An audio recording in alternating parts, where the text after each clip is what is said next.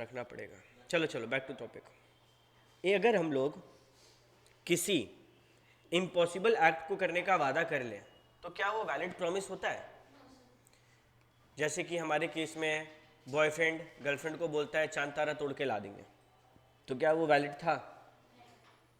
अच्छा, वो शुरुआत से इनवैलिड था या बाद में इनवैलिड हुआ? और जो इनवैलिड होता है वो कैसा कॉन्ट्रैक्ट होता है? Valid, void, voidable? देखो, एक होता है वॉइड अग्रीमेंट, एक होता है वॉइड कॉन्ट्रैक्ट। वॉइड एग्रीमेंट को वॉइड एग्रीमेंट इसलिए बोला जाता है कि वो कभी कॉन्ट्रैक्ट बन ही नहीं सकता है। क्या माइनर के साथ कॉन्ट्रैक्ट कर सकते हैं? नहीं। तो ये हो गया वॉइड एब इनिशियो, जिसको बोलते हैं इनिशियल इम्पॉसिबिलिटी, यानी कि वो चीज इम्पॉसिबल है और बाद में नहीं हुआ, वो इम्पॉसिबल था from the very beginning of the contract, it was existing at the time when the contract was being made. आज हम तुम लोग को बोलेंगे हम तुम लोग को वो पेन सिगरेट, ई सिगरेट बेचेंगे, क्या वो वैलिड होगा? इंडिया में ई सिगरेट बैंड है, अलाउड नहीं है। फिर तुम लोग बोलेगा भैया फिर भी बिक रहा है, वो इलीगली बिक रहा है, प्रॉपर इलीगल मार्केट है उसका। समझ आ रहा है बात? तो ये हो गया impossibility existing at the time of contract. But बहुत बार होता है कि पहले तो वैलिड था बाद में वॉइड हुआ। जैसे कि अभी तुम लोग सुन रहा होगा कोविड का एक नया वेरिएंट आया है जो कि और घातक है, और अलग अलग स्टेट में मीटिंग भी बैठना शुरू हुआ। अगर लॉकडाउन लग जाएगा तो हम लोग का ये क्लासेस ऑफलाइन होने वाला था, बट क्योंकि लॉकडाउन लग गया तो ये ऑनलाइन होगा। तो अब ये वॉइड एब इनिशियो है या फिर सुपर विनिंग या फिर सब्सिक्वेंट इम्पॉसिबिलिटी है? बाद में हुआ ना। तो जब कोई चीज वॉइड कॉन्ट्रैक्ट और वॉइड एग्रीमेंट का अंतर समझो।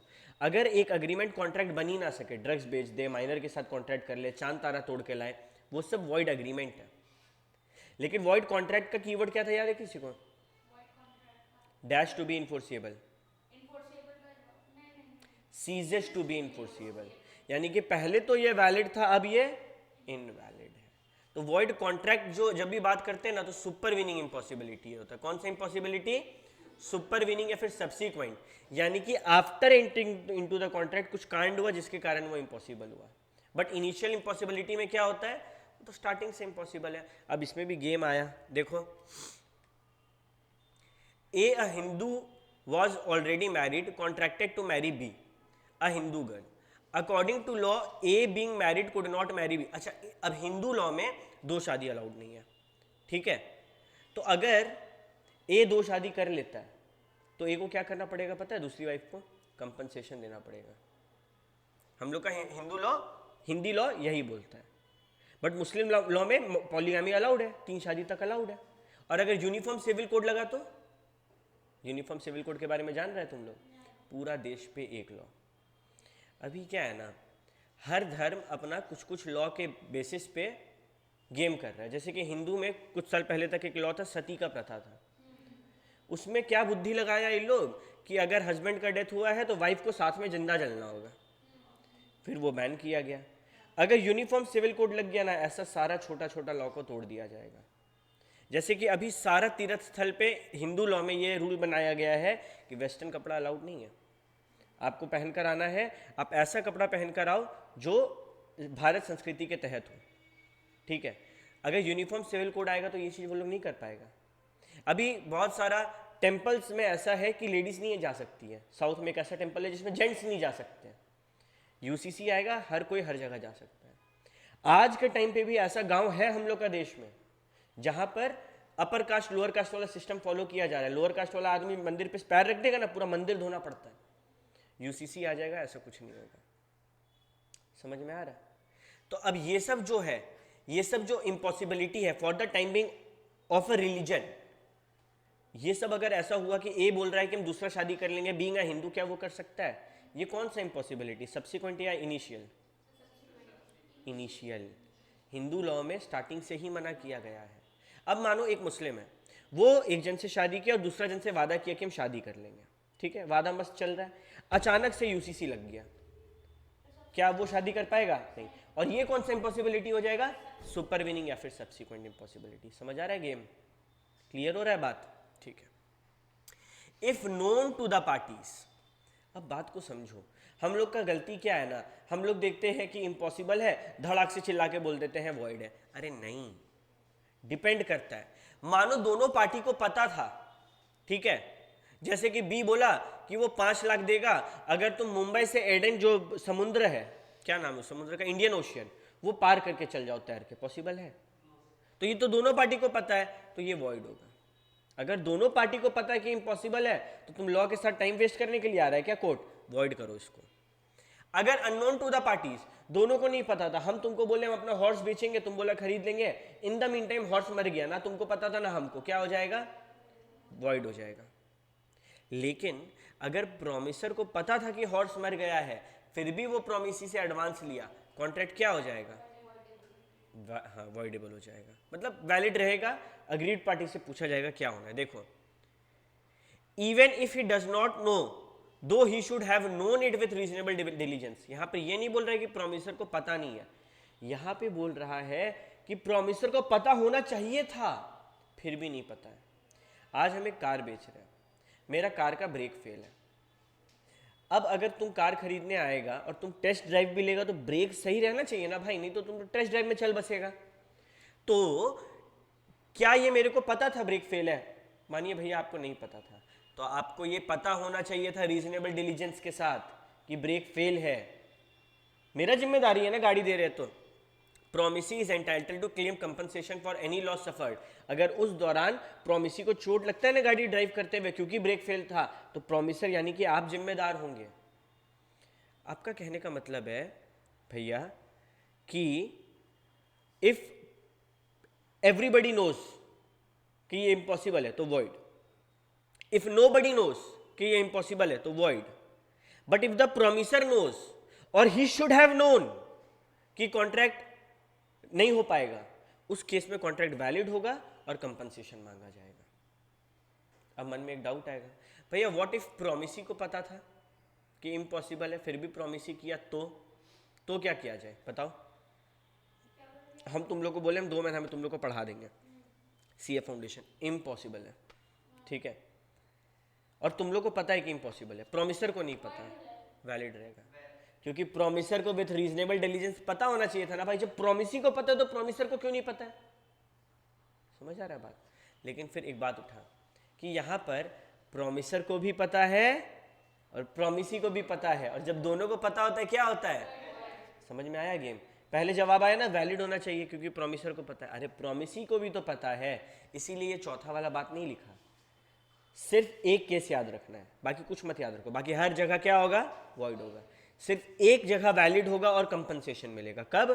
जब या तो प्रोमिसर को पता था या फिर प्रोमिसर विथ रीजनेबल डिलीजेंस पता कर सकता था, कॉमन सेंस लगा के पता कर सकता था। ये नहीं बोल रहा है कि बहुत बड़ा मतलब तहकीकात करना पड़ता पता करने के लिए, कॉमन सेंस लगा के पता कर सकते थे, आप नहीं किए ना, you will have to pay compensation. Is it clear to all of you? Easy था? आगे बढ़ते हैं। सुपर विनिंग इम्पॉसिबिलिटी या फिर सब्सिक्वेंट इम्पॉसिबिलिटी, यानी कि पहले तो ये वैलिड था बाद में वॉइड हो गया। अच्छा भैया मेरे मन में एक डाउट आया, मानिए ए और बी के बीच में बात हुआ, ए बोला कि हम तुमको अपना घर 50 लाख रुपया में बेचेंगे, और अगर बी तुम ये घर को सट्टाबाजी में यूज करेगा तो और 75 लाख रुपया देना होगा। तो यहां 2 बात है, एक 50 लाख रुपया तो देना होगा, दूसरा सट्टाबाजी करेगा तो 75 लाख देना होगा। पूरा कॉन्ट्रैक्ट इनवैलिड है या फिर एक हिस्सा? खाली सेकंड पार्ट इनवैलिड है, आप जो लीगल वाला पार्ट है वो इन्फोर्स करवा सकते हैं। तो क्या सीखें?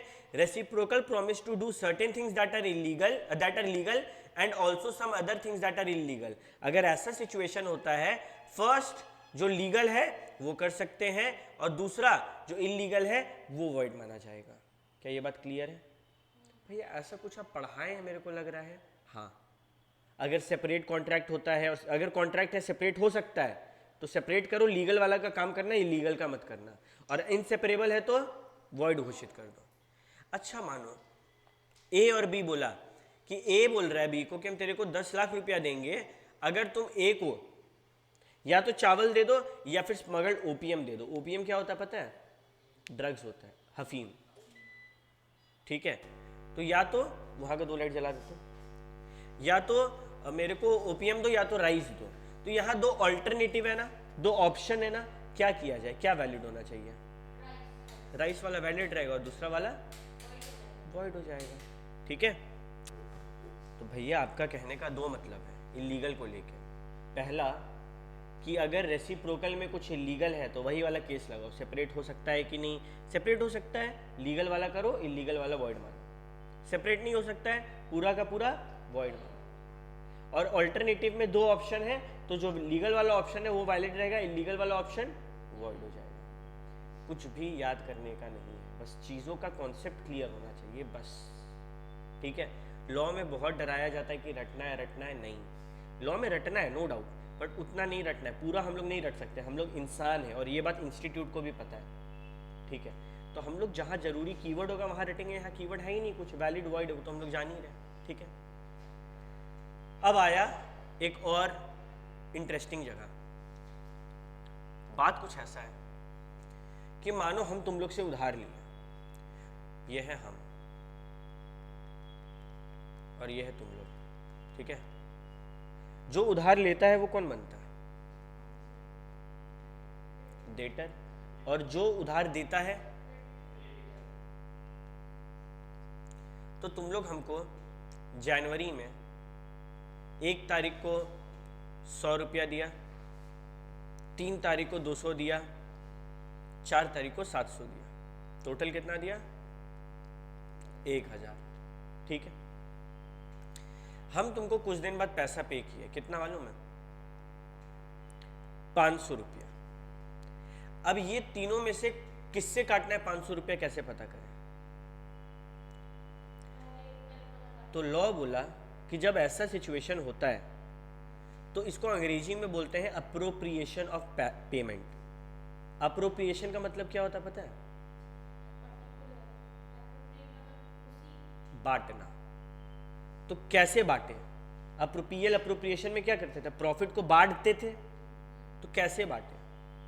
बोला गया देखो भाई हम 3 सिचुएशन बता रहे हैं, यही 3 सिचुएशन में कोई भी हिसाब किताब में बात गिरेगा। पहला, application of payment where debt to be discharge is indicated. अगर हम जब पैसा तुमको दिए तब इंडिकेट करके दिए कि ये 504 तारीख वाला है, तो क्या तुम लोग किसी और में अप्लाई कर पाएगा? नहीं। तो इसका मतलब लॉ बोलता है कि अगर इंडिकेट किया गया है तो जैसे बोला वैसे करो, अप्लाई करो अकॉर्डिंगली। ये बात क्लियर है?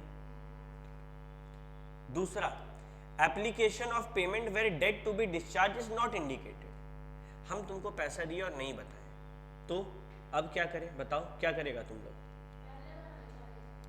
मतलब फीफो लगाना चाहेगा, फर्स्ट इन फर्स्ट आउट। तुम पहला 100 काटेगा, फिर 200 काटेगा, फिर जो बचेगा 700। ये कोई और मेथड भी तो लगा सकते हैं हम उल्टा भी तो चल सकते हैं, मेरा मन करेगा तो। कोई रोका है क्या लॉ में? तो बोला गया क्रेडिटर में apply it at his own discretion, ठीक है। He can not apply the payment to disputed debt, बस इतना याद रखना। यानी कि मानो ये 700 में हम लोग में बहस हो गया, डिस्प्यूट हो गया कि 700 नहीं 600 था, तो बोला गया 500 इससे तो काट देना, डिस्प्यूटेड वालों को मत छूना, बाकी फीफो लगाओ लीफो लगाओ, सब में से थोड़ा थोड़ा काटो, it is the creditors discretion. याद रहेगा ये बात? एंड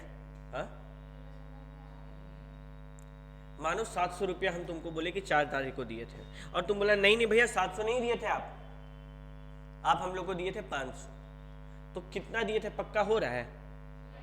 ये हो गया इसमें क्या पता है? डिस्प्यूट। डिस्प्यूट मतलब हम लोग का झंझट हो गया, झगड़ा हो गया। डिस्प्यूटेड लैंड जिसके ऊपर केस उस चलता है, तो यहाँ पर भी केस चलेगा। अब हम तुमको 500 दिए, लॉ बोला कि जो अनडिस्प्यूटेड है उसको तो यूज कर लो, मतलब 500 में से 300 तो हटा लो। क्या ये 200 हम इसके लिए यूज कर सकते हैं अभी? नहीं नहीं, अभी डिस्प्यूटेड है, अभी रुक जाओ, ये बोल रहे हैं। तो लगाओ, कोई दिक्कत नहीं, जैसे तुमको 700 से पूरा 500 हटाना है वैसे कर लो, तुमको सब में से 200-250 करके हटाना वैसे कर लो, कोई दिक्कत नहीं है। समझ आया बात? इसी चीज को इंग्लिश में कैसे बोला गया? Application of payment where debt to be discharge is not indicated. नहीं बताया था, क्रेडिटर में apply his own discretion provided he can not apply the payment to the disputed debt, ठीक है। हाँ, जिस पे डिस्प्यूट चल रहा है उसको मत छूना, बाकी जो काटना काटो। अब आया तीसरा सिचुएशन, दोनों में से कोई पार्टी ना डिसाइड ही नहीं किया, बस पैसा लेते गया, तुम लोग रखते गया। अब क्या करें? बोला गया अगर ऐसा सिचुएशन है, अभी क्या था ना कि हम तुमको बोल दिए कि पहला 2 में अप्लाई कर लो। अब क्या हुआ, तुम लोग पैसा ले रहा है और रख रहा है, ठीक है, कुछ नहीं कर रहा है, और अचानक से आखिर में हम बोले कि भाई बता ना कि कितना तारीख का कितना पेमेंट बाकी है, तो तुम भी चुप हम भी चुप। लॉ बोला अगर ऐसा सिचुएशन होता है ना तो टाइम के अकॉर्डिंग करो, payment shall be applied in order of time. जो पहला पेमेंट था उसको पहला काटो, मतलब अगर हम 500 दिए ना तो पहले इसमें से 100 काटो, फिर इसमें से 200 काटो, कितना बचा 300, इसमें से 300 काटो, 400 बचा है तेरा, ऐसे बोलेंगे। 400 कब का बचा, 4 तारीख वाला का। कब, जब दोनों पार्टी कुछ कर ही नहीं रहा था। अगर तुम पहले जब हम पैसा दे रहे थे तभी अप्लाई कर दिया कोई दिक्कत नहीं, तभी अप्रोप्रिएट कर दिया कोई दिक्कत नहीं, बट तुम पैसा लेते जा रहे हो और अप्रोप्रिएट नहीं कर रहे, तब के लिए ये सिचुएशन है। कंफ्यूज मत होना दोनों में। और एक बात आया मेरे मन में कि मानिए भैया पैसा कुछ इस तरीके से लिया है, 200 200 200, और मानिए आप 1000 रुपया दिए, नहीं 1000 रुपया तो कहाँ देंगे हम, मानिए आप हम लोग को 300 रुपया दिए, तो अब क्या करें, नोटिस करो सारा इक्वल स्टैंडिंग का है ना, तीनों इक्वल है ना।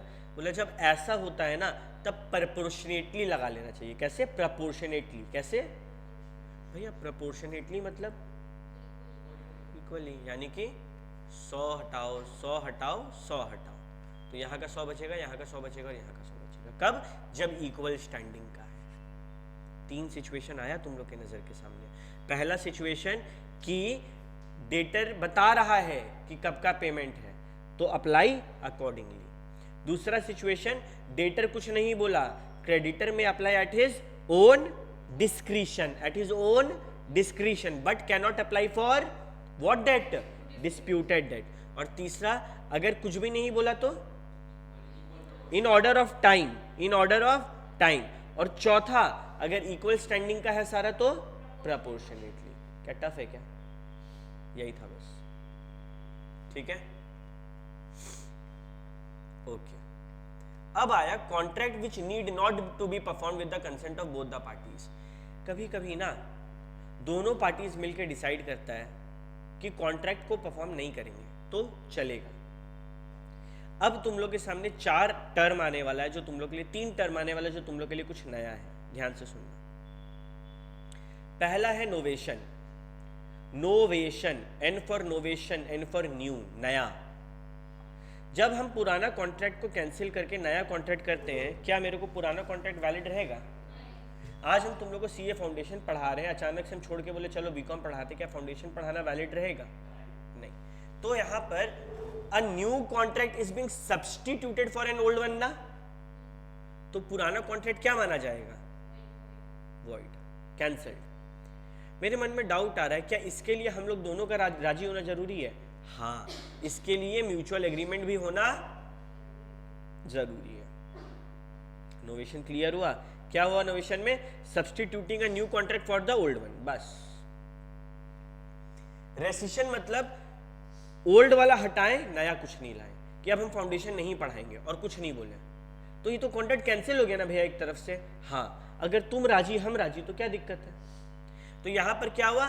एग्री टू रेसेंड इट, मतलब कैंसिल करना। Contract need not to be perform, old contract is cancelled and no new contract comes into existence. Novation में क्या हुआ? Old cancelled new coming.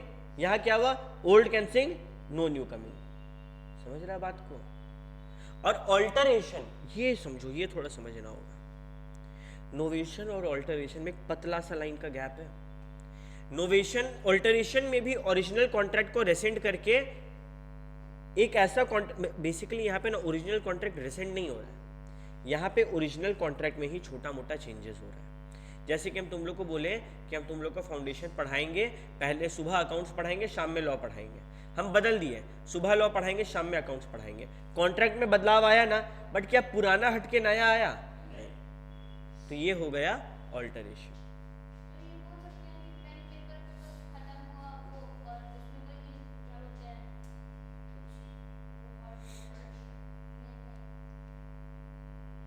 Changes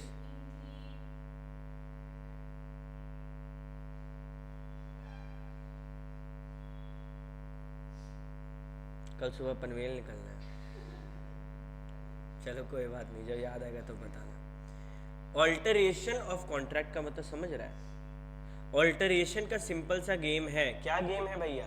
game है कि न्यू कॉन्ट्रैक्ट लगेगा देखने में, लेकिन वो होगा नहीं, चेंज होगा टर्म्स एंड कंडीशंस में। देखो दोनों का डिफरेंस भी दे दिया बुक में। नोवेशन का मतलब एग्जिस्टिंग कॉन्ट्रैक्ट की जगह सब्सटीट्यूट होके न्यू वाला आ रहा है। यहाँ पे ना अक्सर पार्टीज चेंज हो जाते हैं, या फिर जो कॉन्ट्रैक्ट में टर्म्स जो होता है ना वो भारी भारी चेंज होता है। आज हम तुम लोग को 2 सब्जेक्ट पढ़ा रहे, एक और सब्जेक्ट पढ़ाएंगे, ये छोटा मोटा चेंज है, समझ रहा बात को। और ऑल्टरेशन में क्या होता है, म्यूचुअल एग्रीमेंट के साथ सेम पार्टीज रहेगा, ठीक है, बस कॉन्ट्रैक्ट में थोड़ा बहुत चेंजेस होगा। नहीं, increment is the wrong word. हो सकता है डिक्रीमेंट हो सकता है बोलेंगे कि हम लॉ में ये चैप्टर नहीं पढ़ाएंगे, ये भी तो एक टाइप का ऑल्टरेशन हो गया।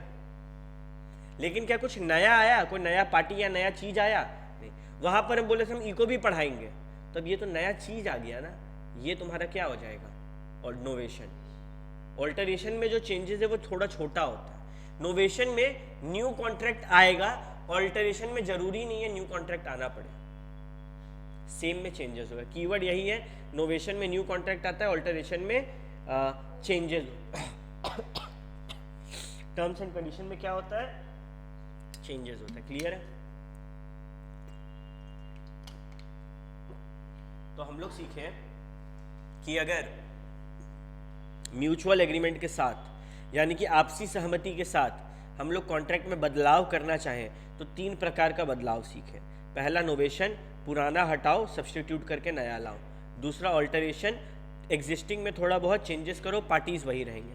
और तीसरा रेसिशन, पुराना वाला कैंसिल करो, no new contract will be formed. अब आता है रेमिशन, रेमिट करना। रेमिशन कोई बोल सकता है क्या होता है?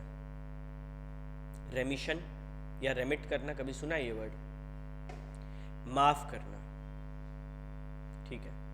फॉर एग्जाम्पल तुम लोग हमको बोला था कि भैया आप मेरे को 400 मोबाइल का डब्बा भेजेंगे, हम लोग मोबाइल के मर्चेंट हैं, और हम खाली 350 भेज पाए, तो तुम लोग 50 माफ कर दिया, मेरा भी मंजूरी तेरा भी मंजूरी, क्या वो 50 का पैसा देगा तुम? नहीं। ये होता है रेमिशन। रेमिशन का मतलब होता है कि कम में मान जाना, satisfying the obligation in less than what needs to be performed. ये होता है क्या? रेमिशन। देखो ना, ए बी को 5 लाख रुपया देने वाला था लेकिन 2 ही लाख रुपया दिया, ठीक है, और ये बोला कि छोड़ दे कोई बात नहीं, 3 लाख मत दे, तो 3 लाख क्या कर दिया? माफ। जिनके पास बुक है रेमिशन के ऊपर में लिख दो माफ करना। तेरा बुक का है रौनक? लिखा हुआ है, वेरी गुड, ठीक है। क्लियर हुआ रेमिशन का मतलब? याद रहेगा, रेमिशन और रेसिशन अलग अलग है। रेसिंड करना यानी कि कैंसिल करना, रेमिट करना यानी कि माफ करना। प्लीज कंफ्यूज मत होइएगा, आपका छोटा सा कंफ्यूजन पूरा आंसर गलत कर देगा एग्जाम में। क्लियर है? ये तुम लोग को पता है कि अगर एक कॉन्ट्रैक्ट वॉइडेबल है, हम तुमसे धमका के तेरा काऊ खरीदें कम रेट पे, और तेरा काऊ जब मेरे पास आया वो बछड़ा दिया, तो जो बेनिफिट मेरे को मिला है वॉइडेबल कॉन्ट्रैक्ट के तहत वो क्या हम रख सकते हैं? नहीं। मेरे को वो भी क्या करना होगा? रिस्टोर करना होगा। क्या करना होगा? रिस्टोर करना होगा वो बेनिफिट ओरिजिनल ओनर को। क्या कोई रॉकेट साइंस है? तो हम लोग पढ़ चुके थे पहले भी। आओ आगे बढ़ते हैं। जैसे कि इंश्योरेंस कंपनी जो है वो पॉलिसी रेसेंट कर दिया। क्या कर दिया? रेसेंट मतलब कैंसिल कर दिया। रेमिट हो, देखो यही होगा। रेमिट मतलब रेमिट मतलब माफ कर दिया। रेम एम आया ना, एम पर माफ, एम पर रेमिट। और रेसेंड सी आया ना, देखो कहा गया सी फॉर कैंसिल, ऐसे याद रखो, ठीक है। तो अब policy on the ground that material fact has not been disclosed. अब इंश्योरेंस कंपनी बोल रही है पैसा नहीं देंगे, कुछ इंपॉर्टेंट बात बताना था आप नहीं बताए हैं, तो यहां पर क्या होगा? The premium collected by it in respect of the policy reduced by the amount of expenses incurred by it in this connection must be repaid to the policy holder. पूरा पैसा नहीं रखेगा, कुछ पैसा काट के वापस कर देगा, ठीक है।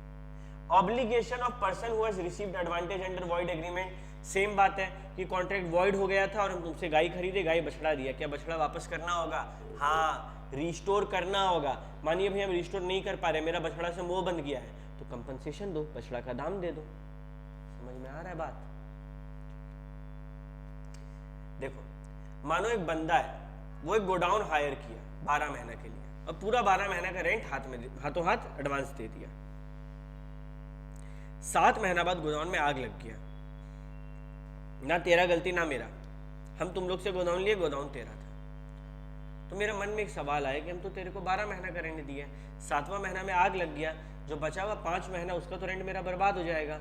लॉ बोला कि देख कॉन्ट्रैक्ट अब क्या हो जाएगा, अगर आग लग जाएगा तो वॉइड, और वॉइड में तुमको बेनिफिट रख सकता है, तो क्या करना होगा, रीस्टोर, वापस करना होगा पैसे। तो ये इंपॉर्टेंट है। कहाँ लिखा ये चीज? हाँ तो वॉइड हुआ ना, वॉइड हुआ, अब मेरा नुकसान हो जाएगा, हम तुमको पैसा दे के रखेंगे तो, और तेरा फायदा हो जाएगा, तो ये तो गलत बात है। ऐसा होगा तो फिर तो आदमी किसी और से बुलवा के आग लगवा देगा एकदम सीक्रेटली कि मेरा फायदा हो जाएगा, लगा दो। लॉ बोला ना ना, ये सब मत करो, रिस्टोर करो, कोई भी बेनिफिट है वॉइड कॉन्ट्रैक्ट है, क्या करो, रिस्टोर करो। देखो ए बोला बी को कि हम 4 लाख में अपना जमीन बेचेंगे, बी ना 40,000 रुपये डिपॉजिट दिया और बाद में पूरा पैसा नहीं दे पाया, क्या बी को डिपॉजिट वापस मिलेगा? कभी डिपॉजिट वापस मिलता है? नहीं मिलेगा। डिपॉजिट यानी कि वो पैसा क्यों दिया था कि तुम मेरा फ्लैट रखो, तुम जमीन रखो, हम बाद में तुमसे ले लेंगे, अब नहीं लिया, तेरा गलती, हम तो रखे थे तेरे लिए। क्या बोला, deposit is not a benefit, ये इंपॉर्टेंट क्वेश्चन है, received under the contract, it is a security की purchaser would fulfil his contract. ये एक एक्सेप्शन है डिपॉजिट, बाकी हर केस में कोई भी बेनिफिट मिलेगा क्या करना पड़ेगा। मेरे को ऐसा वाइब आ रहा है डिपॉजिट के ऊपर इस बार एग्जाम में क्वेश्चन आएगा तुम लोग का, ठीक है, थोड़ा चौकन्ना रहना। कम्युनिकेशन ऑफ रेसिशन, अब बोला गया कि कॉन्ट्रैक्ट अगर कैंसिल किए हैं तो बताना जरूरी है। बोला अरे जब तुम ऑफर कम्युनिकेट करता है ना, कॉन्ट्रैक्ट का कैंसिलेशन भी कम्युनिकेट करना जरूरी है। जब क्लास कैंसिल होता है मैसेज करते हैं ना, सेम तरीका है, रेसिशन भी कैंसिल करना जरूरी होता है। कैसे करेंगे, जैसे कम्युनिकेशन ऑफ प्रपोजल होता था वैसे ही होगा, कोई दिक्कत? अच्छा, अगर प्रॉमिसी मेरे को रीजनेबल फैसिलिटी नहीं दे रहा है परफॉर्मेंस के लिए, सेम बात, तेरा घर में आए पढ़ाने के लिए, तुम चेयर नहीं दिया, हम पढ़ाएंगे नहीं, तुम लोग केस कर पाएगा नहीं। Promisor is excused by neglect और रिफ्यूजल ऑफ नॉन परफॉर्मेंस, हमको माफ कर दिया जाएगा। सब कुछ पढ़ा हुआ हम लोग बार बार रिपीट कर रहे हैं। हम यूनिट 4 तक पहुंचते पहुंचते इंडियन कॉन्ट्रैक्ट एक्ट तुम लोग को समझा चुके हैं। हाँ, अब यूनिट 5 और 6 में नया चीज है, उसमें कोई रिपीट नहीं है, थोड़ा बहुत रिपीट है जिसका हम झलक तुम लोग को पहले ही दे चुके हैं, और 7, 8, 9 तो पूरा नया है। ठीक है, तुम लोग 7, 8, 9 है ना, यूनिट 6 तक है खाली, 6 यूनिट कौन सा है?